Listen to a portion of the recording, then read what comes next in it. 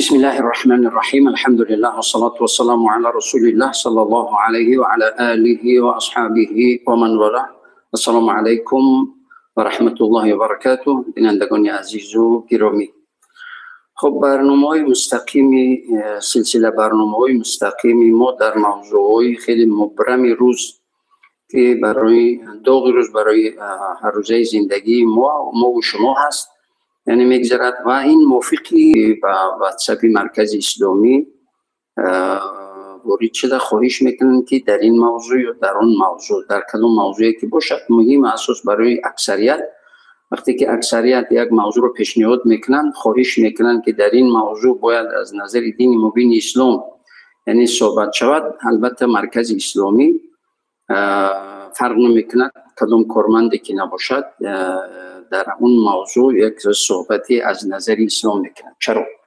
به خاطر که مقصد مرکز اسلامی هم و مقصد اسلام قبل از همه یعنی سعادت انسانیت و بشریت در دنیا و آخرت است. و از همین جمله یعنی مرکز اسلامی هم مقصد مرکز اسلامی هم یعنی کامیابی شهروندان، کامیابی مسلمانان تاجیکستان یا عموما فارسی زبانان و تاجیک زبانان چه داخلی چه خارجی کشور، یعنی به مقصد رسانیدن و به سعادت رسانیدن و کامیاب کردن تمام مردم مسلمان است. حالا موضوع امروزه ما درباره اسرافکاری. اسرافکاری یعنی چی؟ اسراف چی رو میگویند و اسراف کردن چی خطر دارد، یا اینکه اسراف کردن برای فرد یا افراد عائله چی ببرکتی و نحسی و کثرتی و کثافتی رو میارد، یا اسراف نکردن برای فرد یا افراد عائله یا عموما عائله یا عموما جمهوری چی خیر و برکت و فیض و یعنی رحمت الهی رو میارد. اطراف این یعنی درباره این سوال ها ما صحبت داریم. حالا اسراف یعنی چی؟ اسراف از حد گذرانیدن. حالا پروردگار میگه استعیذ بالله کلوا واشربوا ولا تسرفوا ان الله لا يحب المسرفين. کلوا واشربوا ولا تسرفوا انه لا يحب المسرفين. شما بنوشید، یا اینکه کلوا واشربوا، شما بخورید و بنوشید و اسراف نکنید، چرا که پروردگار اسراف کنندگان رو دوست نمی‌دارد. حالا ببینید پروردگار آشکار و روشن میگه شما از نعمت‌های من بخورید و بنوشید اما اسراف نکنید. حالا حتی همین خوردن، در حدیث مبارک پیامبر گرامی اسلام صلی الله علیه و سلم میگویند که ما قومی هستیم، یعنی ما مسلمان ها قومی هستیم که با وجود همه ملت و قومیت ها، یعنی ما مسلمان ها مردمی هستیم که تو اگر گرسنه نمونیم نمیخوریم، اگر گرسنه نموندیم میخوریم، خب در خوردن اسراف نمیکنیم، یعنی معده رو به سه قسمت تقسیم میکنیم، یک قسمتش برای خوردن، یک قسمتش برای نوشیدن و یک قسمتش برای آزاد نفس کشیدن از برای خدا. شما دیدید هر انسانی که این قاعده رعایت کند پس باز بیمار شود نمیشود. حسن بصری رو رحمت الله علیه رو پرسیدن که حالا که بعد زیافت گفتن سیر کردید؟ گفتن که نه. گفتن گرسنه؟ گفتن که نه. یعنی تا همون اندازه که نه سیر میکنید که دیگر معده پر شود، حتی فعالیت معده برای معده هم فعالیت هضم کردن دشوار و مشکل شود، نه اون قدری که گرسنه بمانید. یعنی خوردن در همونجا باید میگه قطع کنید که حالا معده یا اینکه یعنی نفس یا که بدن باز میل به خوردن دارد همینجا قطع بکن. یعنی یک اندازه خوردن و یک اندازه نوشیدن و یک اندازه معده رو خالی گذاشتن تا اینکه آزاد فعالیت داشته باشد معده. ولی این حدیث پیامبر حتی در یک برادری بود که در بیمارخانه یک دولتی از دولت‌های غرب عیناً همین حدیث رو با نام محمد ابن عبدالله نویستگی هستند. خب باشد. حالا واقعیت شما دیدید کدام انسانی که کم میخورد او بیمار شود؟ نه. شما دیدید انسانی پرخوری رو که بیمار نشود؟ نه. هر پرخوری حتمی بیمار است. هر اون کسی که رعایت میکند این معیار رو، این چینک رو، حتمی سالم زندگی میکند. برای همین حالا ما از این آیه کریمه که میگوید استعیذ بالله سوره اعراف آیه 31 و کلوا واشربوا ولا تسرفوا انه لا يحب المسرفین. شما بخورید و بنوشید و اسراف نکنید و تحقیق پروردگار اسراف کنندگان رو دوست نمیدارد. حالا این مسئله خوردن شخصیت فرد. حالا معرکه باشد چی؟ معرکه در معرکه و در دسترخوان یعنی آرایی و در ضیافت تقدیم کنی هم مسلمان باید یک دانه برنج رو باید اسراف نکنه. یک دانه برنج. میگه اگر که دانه برنج در دسترخوان افتی او رو بگیر بخور، اون اجر دارد، ثواب دارد، اون برکت دارد. یا از لقمه چیزی افتی در بالای دسترخوان پاکیزه و تازه اون رو گرفته بخورید. بعضی ها از روی کبر باشد یا از روی پیروی از فرهنگ بیگانه باشد، ولی دیگر میپرسید و میرود و دیگر نمیخورد. نه، حتی انسان هایی که دانشمندان و یکی از دانشمندان که خیلی ثروتمند هم هستند جای سوالش میکنن که شما همین کمتر آبی که میکشوین پیش شما میگذارید چند میخورید بعد اینو میگیرید میروید، چرا این آبی نیم خورده این ظرف رو میگیرید با خود میبرید؟ میگوید که اگر من نبرم حالا دوام که ضرورت که نوشیدنم پیش آمد ننوشم این آب رو، اینو میپرتویندش.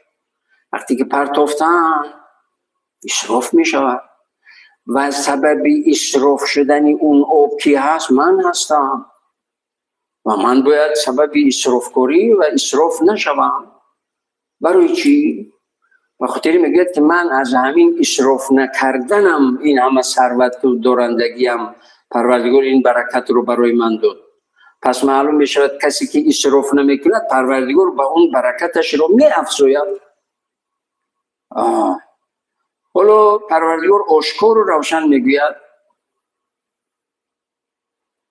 که شما نعمتهای من رو شکر کنید.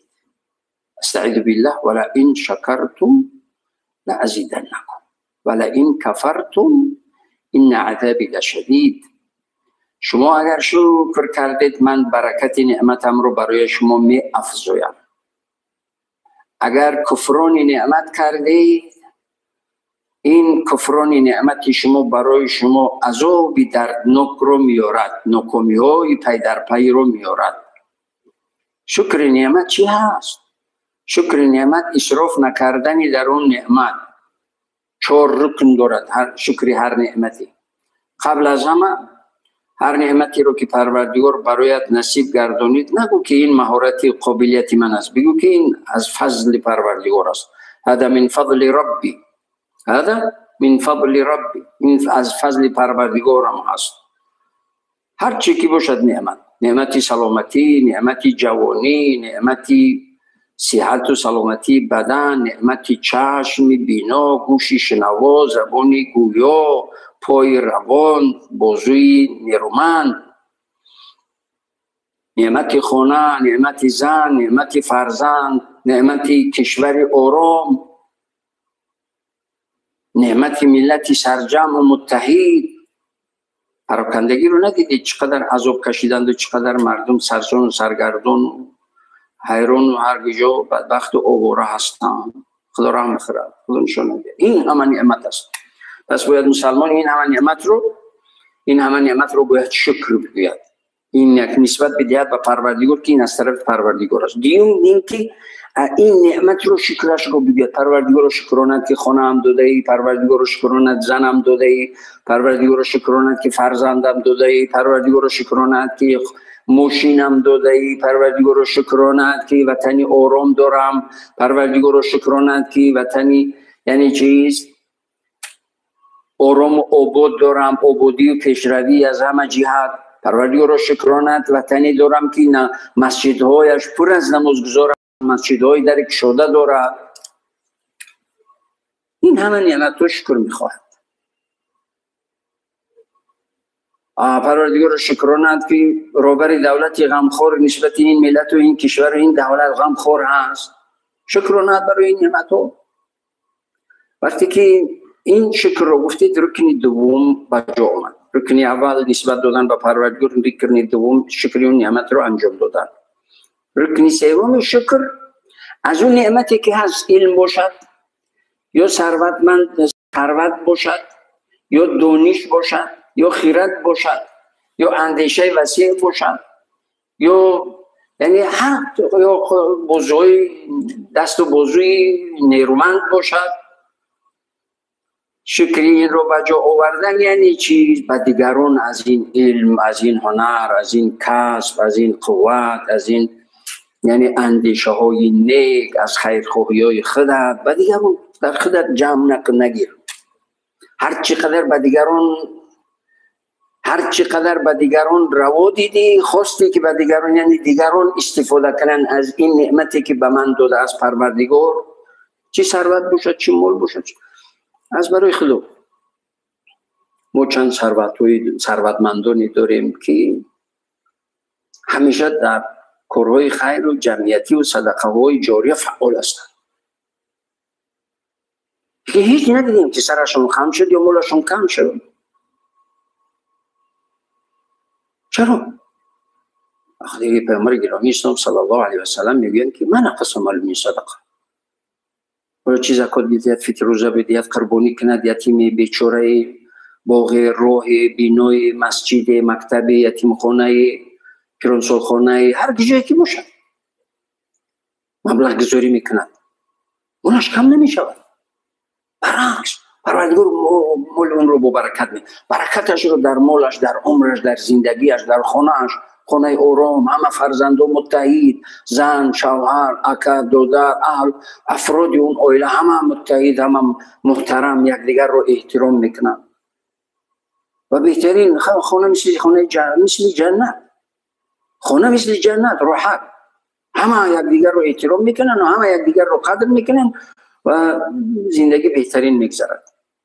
برای چی؟ بخاطر که از اون نعمتی که برایش دادگی از پروردگار و دیگران میدهد به غرض، از برای پروردگار، از برای خدا.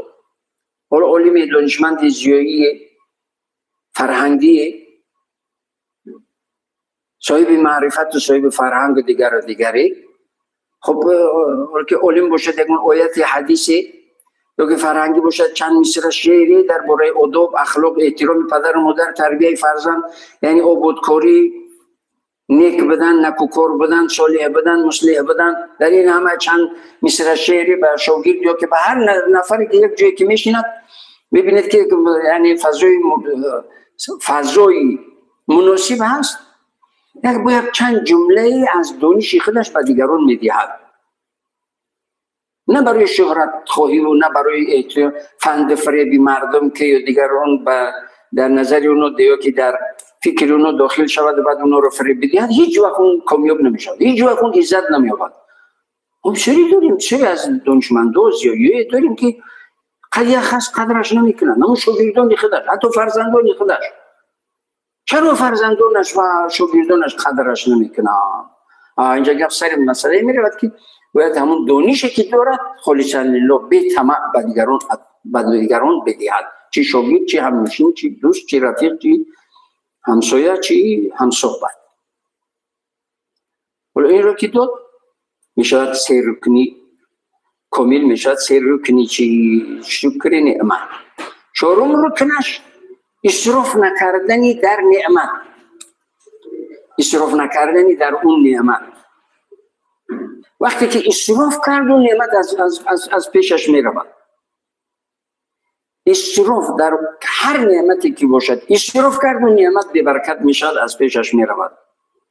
بعد بسیاری رو میبینید، بعضی رو میبینید که من این داشتم اون داشتم این وظیفه داشتم چیکار کردم این کردم اون کردم، حالا ببینید فقط یعنی کارش شکایت، فقط کارش شکایت. برای همین این شکر نعمت 4 رکن دارد، باید مسلمان این 4 رکنی شکر نعمت رو به جا بیارد که یکی از رکنهای اساسیش چی نکردن؟ اسراف نکردن، چون که اسراف کردن نعمت رو از بین میبرد. حالا پروردگار میگه که استعیذ بالله ان الله لا یهدی من یسرف من هو مسرف کذاب. ان الله لا یهدی من هو مسرف کذاب. پروردگار هرگز هدایت نمیکند، کامیاب نمیکند، برکت نمیدهد، عزت نمیدهد، سعادت نمیدهد در دنیا و در آخرت انسانی که اسرافکار و دروغگو باشد. اسرافکار و دروغگو از تمام رحمت الهی محروم است، از تمام چیز رحمت الهی محروم است. برای همین مسلمان باید هیچ وقت اسراف نکند در هیچ کاری. یعنی حالا در آیه کریمه دیگر میگه که این المبذرین کانوا اخوان الشیاطین. تبذیر کنندگان، مبذرین یعنی چی؟ اسراف کنندگان.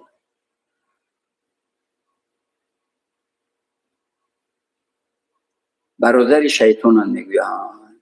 پروردگار میگه که مبذرین یعنی اصطلاحی که با اسراف یعنی قریب است لیکن فرق میکند. حالا میگه که اون اسرافکاری یا مبذری، اسرافکار برادران شیطان هستند. اسرافکار از مبذر چی فرق میکند؟ اسرافکار یعنی اسراف میکند در کاری حلال، در بازوی نیرومندش کسی رو آزار میدهد. پروردگار اینو بازی به نیرومندش دادگی است لیکن آزار میدهد، همون اسرافکار است. خداوند عزوجل اون رو دوست نمیدارد. لبیک لبیک. سلام علیکم. و علیکم السلام و رحمت الله و برکاته. حالا سوال داشتم در این موضوع. مرحبا. استفاده بردن لباس‌های بهترین یا اشیاءهای بهترین مشکل فرمانده این حضرتون در این سوال داخل میشن همینو. سلامت بشید. باید سوالی لوال دوستم حضرت. مرحبا. شخصانی که خیر و صدقات زیاد میکنن، از حد زیاد مال و مثلا اوقات طعام زیاد صدقات میکنن، فقط به خاطر صدقات اینو در اسلام داخل میشن حضرت. صدقات زیاد و لباسای چیزا گرانبها زیاد یا لباسای گران. سلامت بشید. دیگه سوال نیست؟ هم دو سوال داشتم حضرت. معذرت معلومات داده حضرت. سلامت بشید. خیر برکت موفق باشید. خب صدقه هیچ وقت اسراف نیست مادامی که در اون اسراف نشود، یعنی بیهوده نرود. حالا هر چقدر باشد. یتیم خانه فرض کردیم 500 نفر است یتیم، یا به صاحب خانه ای که 1000 نفر اونجا به صاحب در اونجا در کفالت چیز حکومت هستند. لیکن پیشکی میرد میگه که من یک احسانی دارم، صدقه دارم، فلان روز در فلان وقت من میخواهم که یک صدقه کنم برای 1000 نفر، برای 10,000 نفر. و الحمدلله امروز صاحب کارهای هستن که 100 200 300 اویلوی کم بزاعت از اویلوی کم بزاعت خونه دار میکنن. این چند میلیون صرف میشه. این اسراف نیست مادامی که مال در جایش و انسان مستحق میرود میرسد به جا صرف نمیشود و قانون شکنی و قانون تنظیم رعایت میشود. چرا من قانون رو به زبان آوردم؟ به خاطر که این یک نظام است، نظامی هست که مردم رو به یک کامیابی میبرد که اسراف نکن. تمام در چارچوبه شریعت معرکه میگذرونی، در چارچوبه شریعت به اسرافکاری بکن. تمام در اینجا هیچ صرف در اسرافی نیست، حرامی نیست، حلال است. اجر دارد، برکت دارد. پروردگار میگه استعیذ بالله من یعمل مثقال ذره خیرا یره. اگر ذره‌چه نیکی کردی پروردگار اجر اون رو برایت میدهد، هیچ ممکن نیست ندهد. اینه دیگر اونه که ماشینی گرانبها، لباسی گرانبها، پروردگار نعمتش رو داده است، دوست می‌دارد که اثر نعمتش رو ببیند. ولو میلیون‌ها داشته باشد، ثروتی یعنی زیادی داشته باشد، بعد جنده پوش بگردد، این غضب پروردگار میآید. پروردگار مدامی که شرایط داده است، امکانیت داده است، از اون امکانیت استفاده کن برای خودت، برای اهل خانواده‌ات، برای فرزندانت، برای برادرانت، برای دوستانت. باره حضرت امام مالک رحمت الله در یک صحبتش در باره شکر نعمت صحبتی داشت. بعد یکی از یعنی صحبت گوش میکردگی اهل نشست، صاحبکاری خیلی دارنده و موفقی بودن. بعد به امام مالک رحمت الله علیه گفتن که امام مالک یک ساله لباس میپوشیدگی اتون رو من میدیم، هر روز عوض کنید، هر روز یک لباسی تازه بپوشید، هر روز یک لباسی نوی بپوشید. امام مالک رحمت الله علیه گفتن باشه، من قبول. تحفه دوست، پیشنهاد دوست رو قبول کردم. می آوردن یک ماه پیشکی میدادن، امام مالک رحمت الله علیه همون روز میپوشیدن، فردا با یک نادار و با یک کمبغل احسان و صدقه میکردن. هم صاحب کار اجر و پاداش میگرفت، هم امام مالک اجر و پاداشی عظیم میگرفت. مهم اساس اسراف نمیشد، گپ سر اسراف نشدن است. ولو پیشکی یک ساله یا که 300 یعنی 365 سر لباسی پره میآورد میداد، این اسراف نیست. چرا که امام مالک اصلا میدونست که امام مالک اسراف کار نیست، اسراف نمیکنن، حتمی یعنی اون رو به سرانجام میرسونن. لبک. سلام علیکم. علیکم السلام و رحمت الله. یک سوال داشتم حضرت جان، درباره یعنی اسرافکاری با کدام واسطه پیش روی اسرافکاری را گرفتن ممکن است؟ با کدام راه پیشی روی اسرافکاری رو گرفتن ممکن است؟ با دیگر سوال دارید؟ نه تمام. خب سلامت بشه، خیر برکت. با کدام راه؟ چون پروردگار به انسان عقل داده است و وقتی که انسان این عقل رو در همین حیات، در همین زندگی، در همین دنیا استفاده نکنه، در اون گور دیگه عقل در کار نیست. در گور و در قیامت دیگه اون عقل در کار نمیشه. تمام اونجا یک نظام معین میبرنده، عقل در نمیجا در کار است. و برای چی کاری کنم که بخت زیان بیارم؟ برای چی کاری کنم که فردا در قبر عذاب بکشم؟ برای چی کاری که اسراف کنم که محروم از رحمت الهی شوم؟ برای چی نعمتهای خدادادی رو برای خودم به برکت و نحس و یعنی کثرت کثافتی کنم؟ و پروردگار مسلمان رو عقل داده است. حالا ببینید، خب دیگر در روش گپ، چرا پروردگار با مسلمان میگه که تمام نوشیدنی ها و کشیدنی های مست کننده استعمال نکن، حرام است؟ برای چی؟ و خاطر که دایم عقلت فعال باشد، از روی عقل زندگی کنی. برو مدی برق رو خاموش کن، داخل شدی برق رو روشن کن. ندیدیم چقدر خانه ها سوختن از حساب بی‌پروایی، از حساب برق، پلیته ها، گاز ها یا دیگر اسباب های یعنی گرم دهنده یا پختگی دیگر یعنی از بی‌پروایی یعنی خانه خاکستر می شود. خدا نشان ندهد که روزم یکی از نزدیک و پیوندو تماس گرفتن، گفتن که خانه با پرگی حتی دیوال ها از سوختاری سخت دیوار ریخت از قسمتش. علیکم السلام و رحمت الله.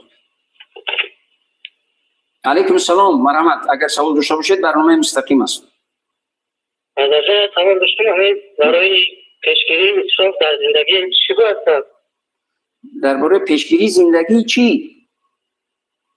پیشگیری اسراف در زندگی. پیشگیری اسراف. فعلا باشد معنیش قبول. سلامت باشید. دیگه سوال نیست؟ نه. سلامت باشید. یعنی در حالا گفته شده حالا ببینید خب بیرون شدی برق رو خاموش کن، داخل شدی برق رو روشن کن، اسراف نکن. خداوند عزوجل باید برکت رو میده. شما میدونید که برکت در زمین نیست. و ینزل من السماء، برکت رو پروردگار از آسمان میریزوند. اسراف نکن در زندگی. خواب زیاد رفتن اسراف است، خوردن زیاد اسراف است، سخن بیهوده زیاد گفتن اسراف است. در هیچ کاری اسراف نکن. بعد ببین که پروردگار برکتش رو از آسمان برایت چگونه نازل میکنه. هیچ وقت اسراف نکن. حالا اینجا ما میگفتیم که فرق بین اسراف و تبذیر. پروردگار میگه که مبذرین برادران شیطان هستند، یا برادرانی شیاطین، شیطان ها هستند.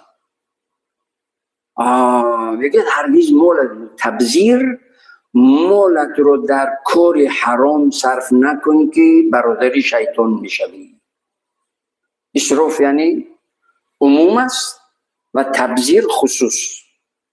مالت رو در کار حرام صرف نکن که برادر شیطان میشوی و شیطان محروم از رحمت الهی و از محروم از جنت است. و علیکم السلام. سلام علیکم استاد عزیز. علیکم السلام و رحمت الله. بنده اظهار منتداری میکنم از این برنامه‌های یوتیوبی مرکز اسلامی. و خیر برکت جاتون که سلامت باشید. تشکر. استاد عزیز که مردم از هر گونه گروه‌های افراطی جواب صحیح رو از مرکز اسلامی میگیرن. اجر فداش زیاد شما. خداوند شما را نگهبان باشه استاد عزیز. موفق باشید. در امان خدا. موفق باشید. سلامت باشید. سلامت باشید. یعنی چی؟ برادران شیاطین این معنی رو دارد که محروم از رحمت الهی هم در دنیا و هم در آخرت. وقتی که انسان اسراف نمیکنه، حالا ثروتی ناچیز هم یعنی دارندگی خود تر داشته باشد، خود خشک داشته باشد، دارد ندارد، کم دارد زیاد دارد، هر چی دارد پروردگار برکتون رو میده. قناعتمندی و خاطر جمعی رو در قلبش جای میکنه، مثل اینکه جنتی در همین دنیا زندگی میکنه. سلام علیکم و رحمت الله. و علیکم السلام و رحمت الله و برکاته. حضرت یک سوال داشتیم. مرحبا. آیا شخص اسرافکار میتواند که از این خصلت‌های بد خلاص شود؟ چی باید کرد؟ حضرت امیر جواب میده. سلامت باشید. تا خیر برکت. خب الله برکت. خب موفق باشید. پروردگار میگه استعذ بالله ولا تقنطوا من رحمت الله. اگر میگه در اسراف اگر هر چقدر در اسراف در گناه هم که فرو اسراف کرده، هیچ وقت از رحمت الهی محروم نباشید. لبید. الو. علیکم السلام و رحمت الله.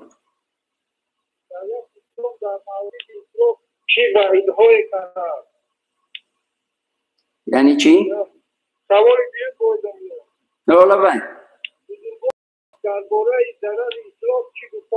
سلامت باشید. سلامت باشید. موفق باشید.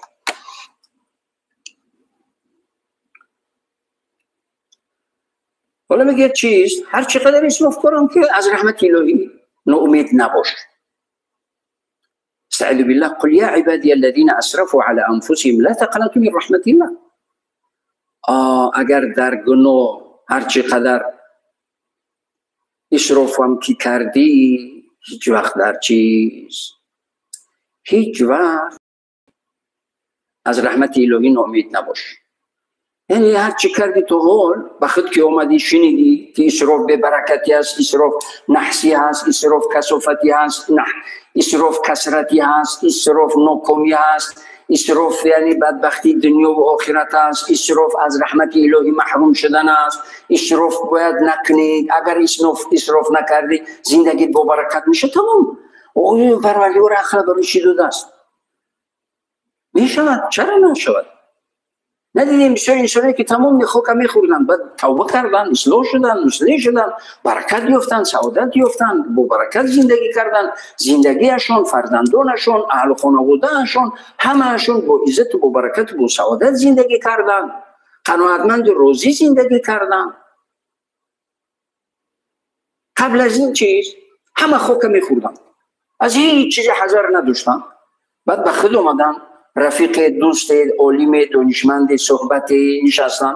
بعد گفتن که بیس که ما رو شیطان غفلگیر کردگی هست. به خود اومدن، توبه کردن، اصلاح شدن، مصلح شدن. که همه دوستو رو گفتن که بچه بیو یک جای همه خوک خوردی بس کنیم دیگه، بیو که اصلاح شویم که برکت در اینجا هست، در اسراف نکردن هست. برکت همه در اسراف نکردن است، بی برکتی همه در اسراف است. او پروردگار عقل داده است. وقتی که عقل انسان استفاده کنه، وقتی که انسان عقل استفاده کنه، سعادت دنیا و آخرت رو به دست میاره. یکون مشکلی و دشواری و سختی و سنگینی نداره. فقط گپ سری است که عقل استفاده کنه، تمام. اندیشه کنه، فکر کنه. خردمندترین انسان، دوراندیشترین انسان که است، یا از جوانی پیری رو فکر کنه. باز از او بهترین، دوراندیشترین که هست، اونی که زیر خوک فکر کنه. چند سال زندگی کردم، مردم هم میبیند چند سال زندگی کرده ایستادم، 60-70 رفت. چند سال که زیر خوک خوب است؟ 100 سال، 500 سال، 5000 سال، 8000 سال، 10000 سال، یا زیاد یا کم. باید چکار کنم؟ باید فکر اونجا رو کنم که این چند سالی محدود زندگی میکنم، اسراف نکنم، زیاده روی نکنم، تندگرایی نکنم، بدخواهی نکنم، بدبختی نکنم، خود رو بدبخت نکنم، دیگران رو هم بدبخت ناکام نکنم، تا اینکه این چند هزار سالی که در انتظار قیامت و قیامتی که یک روزش 50000 سال هست، در اونجا بدبخت نشوم. تمام. عقل وقتی که استفاده کرد، این پروردگار هم همون انسانی رو هدایت میکند که اون هدایت بخواهد، هدایت رو بخواهد، سعادت رو بخواهد، جنت رو بخواهد، پروردگار رو میبرد به آسانی. فاما من اعطى واتقى وصدق بالحسنى فسنيسره لليسرى. اونی که ایمان میاره، تقوا میکند، انفاق میکند، زکات، قربانی، فطر روزه، یک بیچاره، یک یتیم، به قدری توان. هیچ کس اسلام هرگز نگفته است که هر چی که داری همش رو بپوشنی، به اندازش، به چی نکش. در نتیجه پروردگار عزت و برکت و سعادت دنیا و آخرت رو میدهد. یگون جای مشکلی و یگون جای معمایی ندارد، هیچ معمایی نیست این مسئله. فقط مسئله که خب دیگه خیر خوب باشد، فکر کند، عقل استفاده کند، پروردگار کامیابش میکند. پروردگار کامیاب میکند. هیچ ممکن نیست کامیاب نکند. چرا ممکن نیست کامیاب نکند؟ و خاطری که پروردگار وعده خلاف نیست. هر کسی جنت بخواهد و برای جنت مهنت کند و توبه کند، ولی پروردگار میگوید که توبه کنید، توبوا الی الله توبه نصوحا. شما توبه کنید، توبه نصوح که دوباره به اون گناه بر نگردید. حالا اسراف میکردید، توبه کنید، دیگر اسراف نکنید. پروردگار توبه شما رو قبول میکند. از همه اون نحسی و کسرتی و کثافتی و بدبختی و ناکامی ها نجاتت میدهد. از عذاب قبر، قیامت، فلسرات، این همه نجاتت میدهد. ولی پروردگار بگوید بد نمیکنه. پروردگار وعده خلاف است. نعوذ بالله، نعوذ بالله، نعوذ بالله. هیچ وقت پروردگار وعده خلاف نیست. مهم است بنده فاما من اعطى واتقى وصدق بالحسنى فسنيسره لليسرى. ایمان و تقوا و پرهیزگاری و احسان و نیکی و باور کردن به چی؟ و صدق بالحسنى، جنت رو باور کنه. فسنيسره لليسرى. پروردگار میگه من به آسانی میبرمش. بنده مومنه که دو حالت، هیچ وقت در یکش مغرور نشود، در یکش مایوس نشود. با مجرد از همین قبر خیستن راست جنت می رود. تمام نعمت ها رو شکر می گفت و تمام مصیبت ها به تقدیر الهی راضی بود و مایوس و ناامید نمیشد. برای هر چیز ناچیزی خود و دیگران رو بدبخت نمی کرد. با مجرد از همین قبر خیستن راست به جنت می رود. حالا که گفتیم قیامت 50000 سال است برای انسان کافر که قیامت رو باور ندارد، جنت رو باور ندارد. برای اون مشکل دشوار است. اما برای مؤمنی که در نعمتات بگیم پروردگار رو شکرانه این همه نعمت از جانب پروردگار، این همه نعمت از جانب تو هست، این همه رحمت تو هست، این همه فضل و کرم تو هست. تمام مغرورش نکرد، نعمتو مغرورش نکرد. و مصیبت تو هیچ کس در دنیا بی مصیبت نیست. هر چقدر که سطح بالا زندگیش، صفت زندگیش بالا رفت، همونقدر مصیبتش وزن‌تر است. هر چقدر زندگیش ساده و عادی باشد، همونقدر مصیبت وزنینیش سبکتر است. هر انسانی رو به اندازه خودش است مصیبتش. لیکن در هر حالت، در دو حالت، در نعمت مغرور نشد، در مصیبت و مایوس و ناامید نشد. همیشه تکیه به پروردگار داشت. اونجا تکیه به پروردگار داشت، مغرور نشد. اینجا تکیه به پروردگار داشت، مایوس و ناامید نشد. پروردگار این را مستقیم از قبر به جنت درست میبرد و پروردگار وعده خلاف نیست. وقتی جدا شده این برنامه به پایان میرسد، من از پروردگار عز و جل الله سبحانه و تعالی به همه بینندگان و همه اونایی که همیشه فعال هستن این برنامه رو پیگیری میکنن، سوالات پیشنهاد میکنن، فکرها پیشنهاد میکنن، برای همه اونها از پروردگار عزت و برکت و سعادت دنیا و آخرت رو تمنا میکنم. تا برنامه دیگر در پناه پروردگار باشید.